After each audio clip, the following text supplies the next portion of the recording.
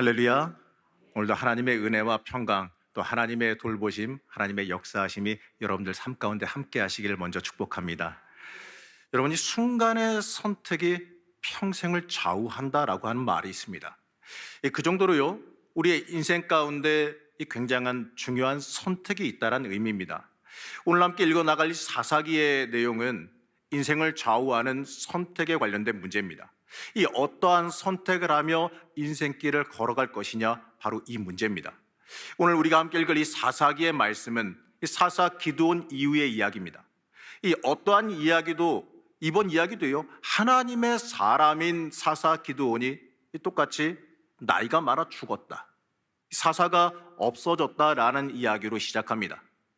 그런데 아니나 다를까 이 사사가 없어지자 이 안타깝게도요, 이번에도 여지없이 굉장히 속상한 광경이 펼쳐집니다.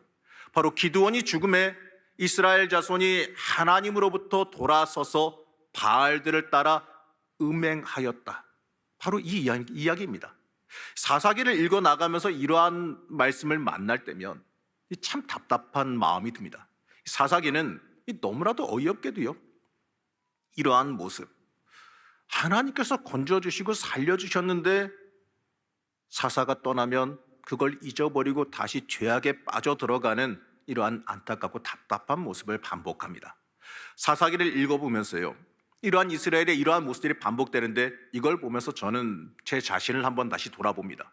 내 모습도 하나님 보시기에 혹시라도 이렇게 답답하고 어이없는 모습을 지니고 있지는 않았는지 다시 한번 돌아보게 됩니다. 이러한 말씀을 읽으면서요, 우리 스스로에게 물어봐야 될 질문이 하나 있습니다. 바로 내가 도대체 누구인가 하는 질문입니다. 나는 누구인가? 나는 뭐 하는 사람인가? 한번 스스로 한번 질문해 보시기 바랍니다. 여러분은 누구십니까? 여러분은 하나님 앞에서 무엇을 행하는 사람이십니까? 조금 이야기에서 벗어나 보게 되면 우리는요, 이 하루를 살아가면서 이 선택의 순간을 마주하며 살게 됩니다.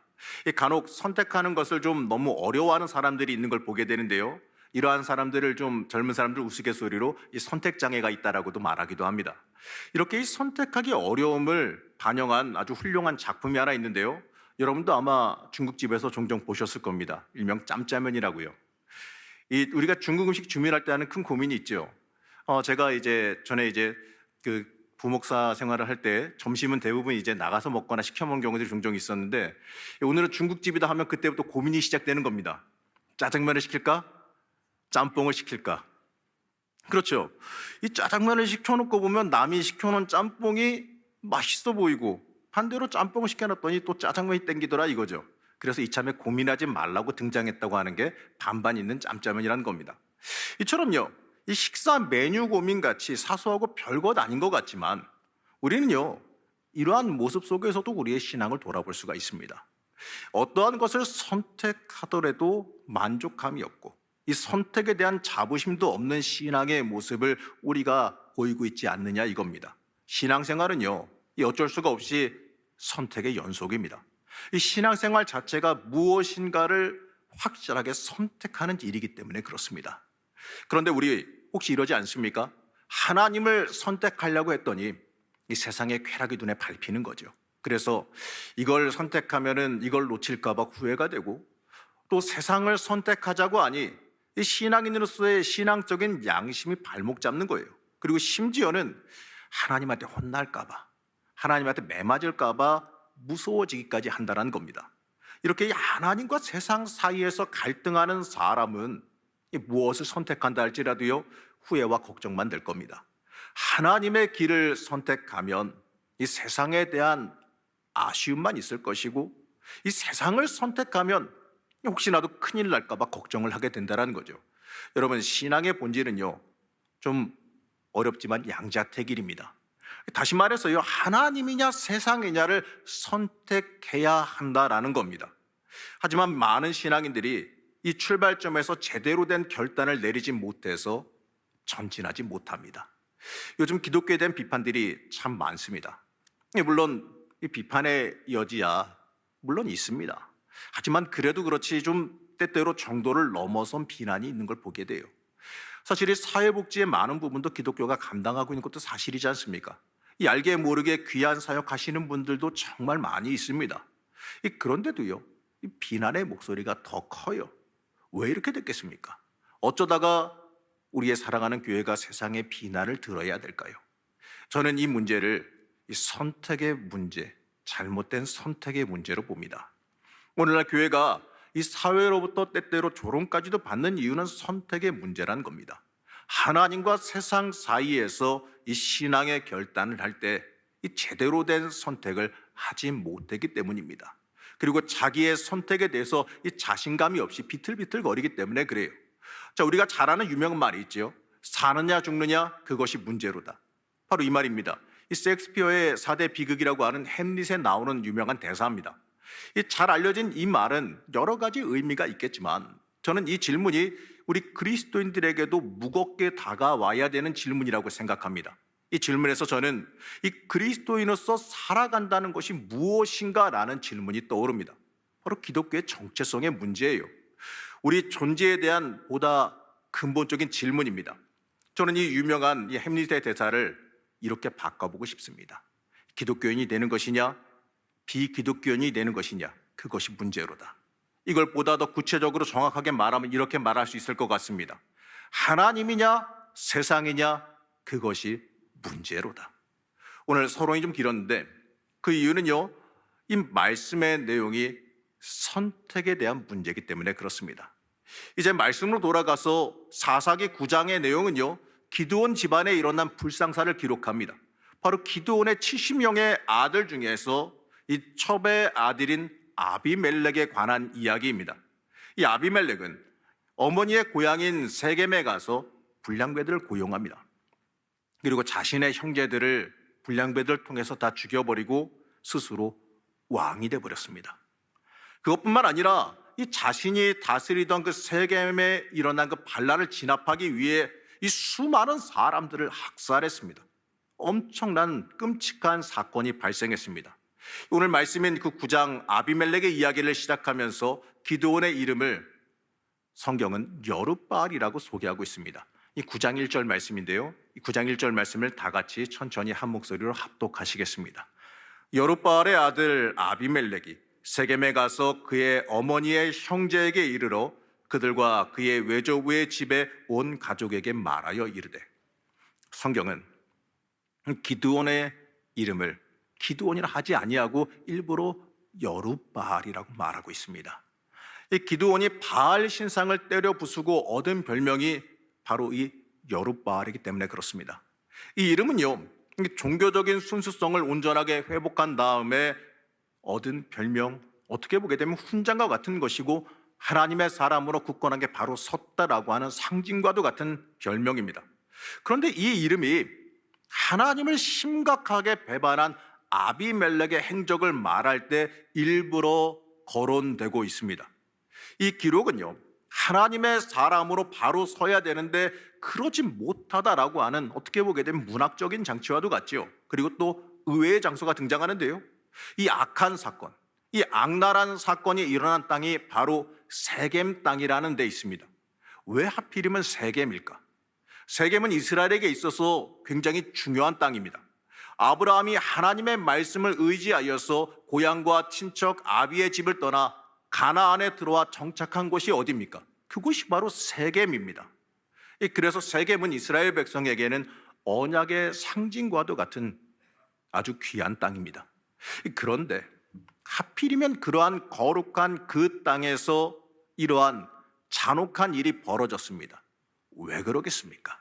한마디 말로요, 하나님과의 언약이 이스라엘의 범죄함으로 인해서 더럽혀졌다라고 하는 성경적인 상징입니다. 그리고 또 주목해 봐야 되는 말씀이 하나 있는데 바로 이것이죠. 사사기 9장 7절 말씀입니다. 우리 다 같이 사사기 9장 7절 말씀 화면 보시면서 함께 합독하시겠습니다. 사람들이 요담에게 그 일을 알림해 요담이 그리심 산 꼭대기로 가서 서서 그의 목소리를 높여 그들에게 외쳐 이르되, 세겜 사람들아 내 말을 들으라. 여기까지만 읽겠습니다. 이 아비멜렉의 학살에서 생존한 이 기드온의 막내 아들 요담이 이 아비멜렉의 학살에 동참한 세겜 사람들을 저주하면서 외치는 목소리였습니다. 그런데 여기서 요담이 올라가 외치는 산이 어디였죠? 그리심 산입니다. 이스라엘에게 있어서요, 이 그리심 산은 굉장히 특별한 곳입니다. 왜 그러냐면 축복이 선포되어지는 산이 그리심 산이기 때문에 그렇습니다. 모세가 이르기를요, 언약과 관련해서 축복이 선포되어지는 곳은 그리심 산이고 저주가 선포되어지는 곳은 에발 산이다라고 말했습니다. 그런데 오늘 말씀에서 저주가 선포되는 곳이 어디입니까? 그리심 산입니다. 그리심 산에서 저주가 선포되어지고 있습니다. 그 이유는 무엇이겠습니까? 성경에서 일부러 이렇게 기록되어지는 데는 특별한 이유가 있습니다. 그 이유가 뭐냐면 이제 더 이상 이스라엘의 모습이, 그 세겜 땅의 사람들이 행한 그 모습이 더 이상 축복받을 수가 없다라는 겁니다. 그 땅에는 더 이상 축복받을 사람이 없다라고 상징적으로 말하는 겁니다. 그래서 요담의 저주가 축복의 산에서 울려 퍼지고 있는 겁니다. 왜 하나님의 나라가, 하나님의 백성들이 이렇게 본질을 잃어버리고 혼란스러운 안타까운 사태를 맞이했을까요? 바로 하나님이냐 세상이냐라는 선택에서 잘못된 선택을 했기 때문에 그렇습니다. 하나님의 백성으로서 하나님을 선택했어야 됨에도 불구하고 세상적인 욕망과 세상적인 악함을 선택했기 때문에 벌어진 일입니다. 이 자기의 존재의 의미와 정체성을 제대로 이해하지 못했기 때문에 그렇습니다. 오늘 말씀을 통해서 하나님은 우리에게 한 가지 질문을 던지고 계십니다. 하나님인가 세상인가? 그것이 문제로다 이겁니다. 남미의 신학자 후안 카르로스 오르티즈 목사님은 이 제자입니까? 라는 책에서 이렇게 말합니다. 이 시대의 기독교인들이 제일 좋아하는 성경은 제5의 복음서이다. 우리가 전하고 즐겨 읽는 복음서는 하나님 중심의 복음서가 아니라 나 중심의 복음서이다. 하나님 중심의 복음 대신 내 입맛에 맞고 구미에 맞는 제5의 복음서, 이것 때문에 하나님 나라의 복음은 그 본래 내용이 퇴색되었다라고 이 사람은 말합니다. 이 말은요, 우리가 좀 곰곰이 생각해보고 조금 음미해 볼 필요가 있습니다. 하나님의 말씀을 따라 살기는 너무나도 힘들기 때문에 복음의 길을 선택하지도 못합니다. 그렇다고 완전히 하나님을 떠나 살기에는 내 양심이 걸리니 혹여나 큰일 날까 걱정됩니다. 그래서 이것도 저것도 아닌 이 중간의 길을 걸어가고 있는 게 혹시 우리의 결단 아니냐 이겁니다. 혹시 이러지도 못하고 저러지도 못하고 중간에 다리 걸치고 서 있지는 않습니까? 하나님의 깊은 은혜 안에 들어가야 되고 하나님의 깊은 은혜의 바다 안으로 우리가 푹 들어가야 되는데 입구에서 이러지도 저러지도 못하고 머뭇거리고 있지 않느냐 이거죠. 세상 것이 아까워서, 세상 것을 놓기 싫어서 그걸 붙잡고 그냥 이러고 저러지도 못하고 입구에서만 있지 못, 그러는 모습이 우리 모습 아니냐 이겁니다. 우리는요, 은혜의 바다로 들어가야 돼요. 입구에 있어서는 은혜를 못 받아요. 우리가 깊게 세상 것을 내려놓고 은혜 안으로 깊게 들어가야지 우리에게 주실 놀라운 복과 은혜를 체험할 수가 있는데 왜 우리는 입구에서 맛보기만 하고 있느냐 이거죠. 중요한 건 우리가 맛보기로 끝나서는 안 되지 않습니까? 깊은 은혜 안으로 들어가야 되는 거 아니겠습니까? 우리는 그래서 중간에서 타협하려고 하는 생각을 내버려야 됩니다. 결단하고 하나님 안으로, 은혜 안으로 깊게 들어가야 되는 겁니다. 갈리낀 중간에서 하나님 말씀 따라야 될 때는 오른쪽으로, 세상을 따라야 되는 왼쪽으로, 어떻게 보게 되면 오리가 뒤뚱거리듯이 이것도 저것도 아니게 있는, 전진하지 못하고 있는 모습이 우리의 모습일지 한번 돌아봐야 됩니다. 사랑하는 성도 여러분, 우리의 인생 살면서 흔들리며 살지 맙시다. 신앙은 여러분 미지근한 것이 아닙니다. 신앙은 차거나 더워야지요. 하나님이냐 세상이냐 여러분 부디 결단하는 주의 자녀들 되시길 축복합니다. 죽느냐 사느냐 그것이 문제로다. 이렇게 고민했던 이 햄릿의 고민과 갈등이 여러분들의 영적인 고민 되기를 축복합니다. 여러분 정체성을 확실히 하시기 바랍니다. 여러분의 길을 확실하게 결정하시기 바랍니다. 이 사사기의 내용은 바로 이러한 고민과 갈등으로 이 땅을 살아가는 우리의 인생에 주어지는 질문과 같습니다. 오늘 보는 이 아비멜렉의 이야기, 이 학살의 이야기는 너의 정체성이 무엇이냐라고 우리에게 물어보고 있는 이야기입니다. 형제를 살해하며 권모하실수록 기세등등하던 그 아비멜렉의 결론은요, 비참하게 끝나는 걸 보게 됩니다. 여러 성읍을 점령하며 기세등등하게 나가던 아비멜렉이 정말 허망하게 죽기 때문에 그렇습니다. 이 당시의 성읍에는 도피처라는 게 있었습니다. 이 당시 적들은 게릴라처럼 쳐들어와서 약탈하고 가는 경우가 많았습니다. 그렇기 때문에 생긴 것이 도피처라는 겁니다. 이 견고한 망대와 같은 것을 만들어서 그 안에 들어가서 적들이 약탈하고 갈 때까지 문 잠그고 버티는 장소가 도피처라는 겁니다. 아비멜렉은요, 잔인하게도 함락된 성 안에, 도피처 안에 들어가 있는 그 사람들을 불질러 죽이려고 그랬어요. 잔인하게도 그 도피처 망대를 갖다가 불지르려고 그랬습니다. 다 죽던지 아니면 나오던지 하라는 이유죠. 사람들이 망대 문을 태울 준비를 다 했습니다. 그러자 아비멜렉이 본인이 대장이기 때문에, 본인이 왕이니 본인이 나서서 불을 지르겠다고 그 앞에 나섭니다.